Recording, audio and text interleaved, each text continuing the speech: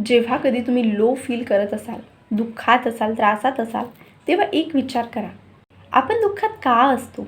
ज्या गोष्टी आपल्या हातात नाही, ज्या गोष्टी आपल्याकडे नाहीत त्यासाठी. मात्र अशा कितीतरी गोष्टी आहेत जे आपल्याकडे असतात, मात्र इतरांकडे नसतात.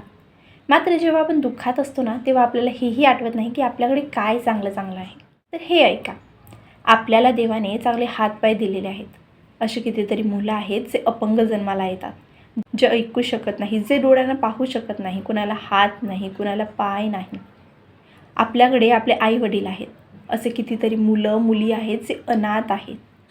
आपल्याला 2 वेळचं जेवण मिळतं, बऱ्याच जणांना तेही नशिबी नसतं.